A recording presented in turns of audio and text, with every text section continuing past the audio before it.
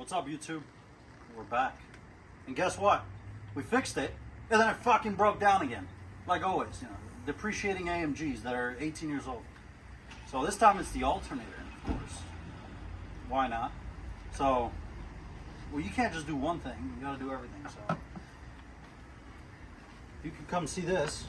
It has 185,000 miles in it. Looks pretty clean.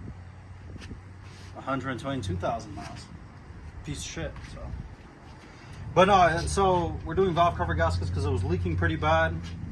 The blower's coming off too because I'm guessing those are bad too. Of course, you might as well do everything. So, surge tank gaskets, blower gaskets, valve cover gaskets, and alternator. And yeah, all the throttle body stuff. Oh, and I think we figured out why the car was acting weird. So.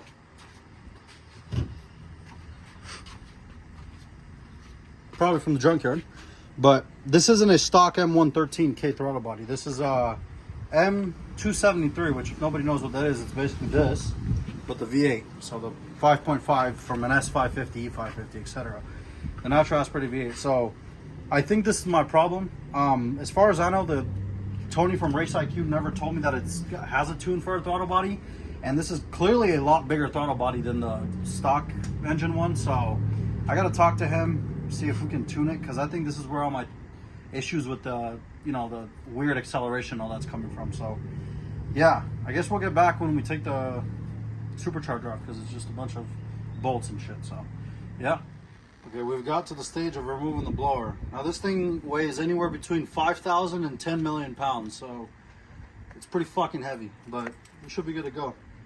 You pretty much disconnect. This one has the aftermarket injectors, as we said, the bigger 630cc, so that's all disconnected. And then you just disconnect. I've removed the throttle body, and that's kind of it.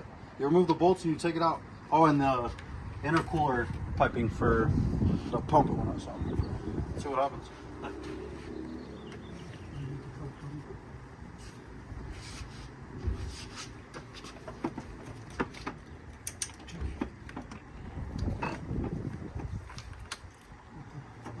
Hast du gute Benzin?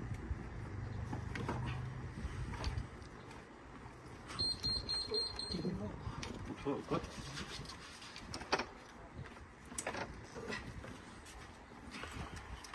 Babo moço. Diga.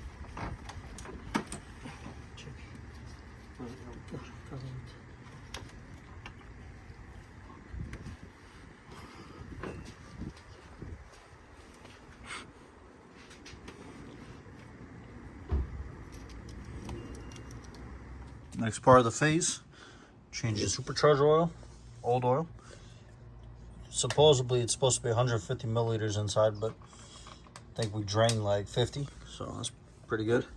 And it's, yeah, it's pretty dark. It smells like goat's ass, but and you're actually supposed to use a specific kind of oil. Mobile Jet, fucking $40 a quart. That's what the new one looks like. Yeah, clearly it's never been changed, but cool.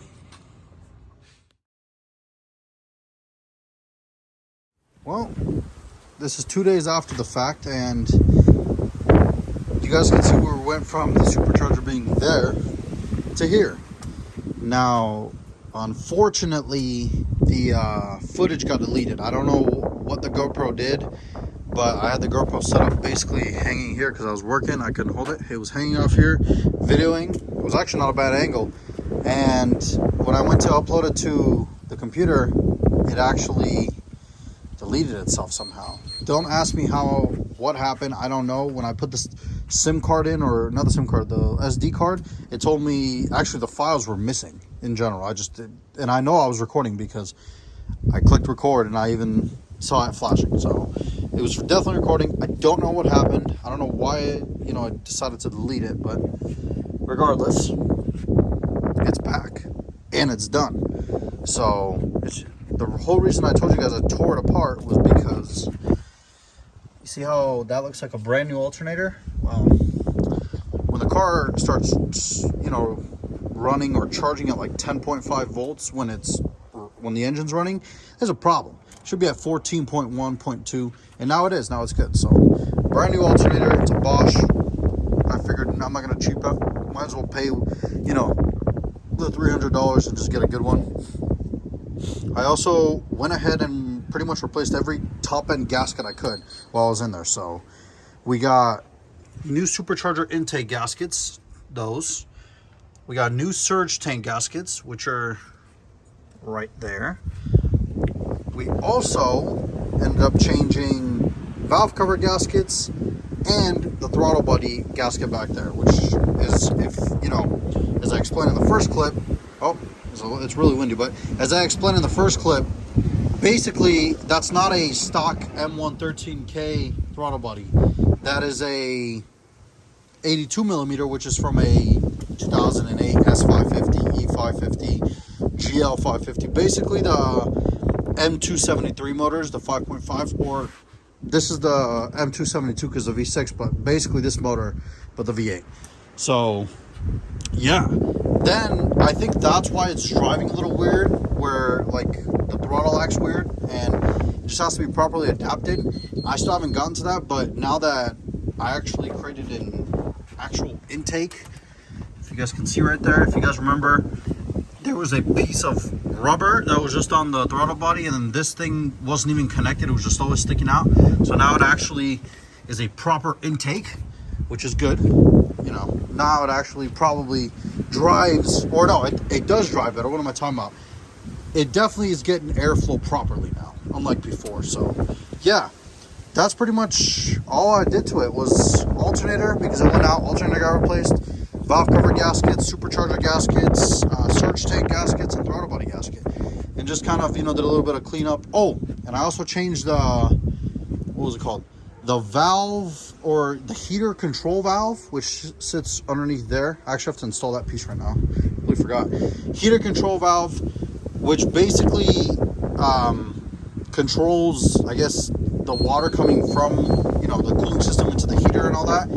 And what it was doing was, my AC would only blow cold air from the front vents, and you may think, oh, well, if it's not blowing cold air from all of them, even the rear, maybe you don't have enough Freon. That's not the problem, because it was blowing cold, like good cold air from the front, and it was blowing basically hot air, like as if I had it on high from the rear vents. So read online, seems to be a common thing to where it's a common issue where basically the heater control valve breaks and it doesn't recirculate the water or something, and the heater just stays on constantly. So yeah, just hot air. This wind is ridiculous. But I guess the one good part of this wind is that it's nice and cool today in Vegas, not hot. I know that's usually boiling, but yeah, so that's pretty much where we're at with the AMG. I got it, you know, most of the things fixed. Now I'm still trying to break the trans in. I've done about maybe 300 miles now, so I'm gonna do a couple more hundred and then kind of start to beat on it. Oh, also, I did install a new computer for the TCU I bought it from MK Ultra from TJ Mary, and it's night and day. I mean, now when you scan the transmission, there's no more fault codes. It doesn't show that stupid EGS ETC control module unresponsive error, whatever it was. Now it's gone. But there's a weird second to third kind of kick. It's not really like crazy, but it's there. So I'm wondering if I just have to drive the car. That's kind of what it was said on the website, was that you kind of have to drive it and then see, you know, let it adapt. It needs a good amount of driving. So yeah, I've only probably put like 80 miles, 90 miles with the new TCU, so probably more. If not, then we'll start digging and see what's going on. It definitely has enough oil in the trans, and oil looks good, smells good. I mean, it smells as good as transmission oil does, which is nasty, but you guys know what I mean. So yeah, that's kind of where we're at. I'm just gonna keep driving the car. Expect a video next weekend or sometime this week about my 1-year ownership report of this car.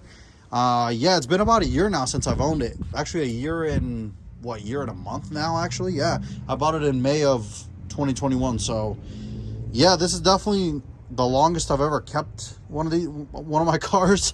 The Boxster, I only had it for, what was it, 10 months? Yeah, 10 months, because I sold it last year in May. 10 months. And yeah, so I don't really have any plans of selling this car. I'm gonna keep restoring it. I got a lot more things to change on it. The whole front suspension needs to get redone. I need to change the rear shocks because they're leaking and the car's on the ground. Well, actually this side's fine, but the other side's on the ground already sagging, so that needs to get changed.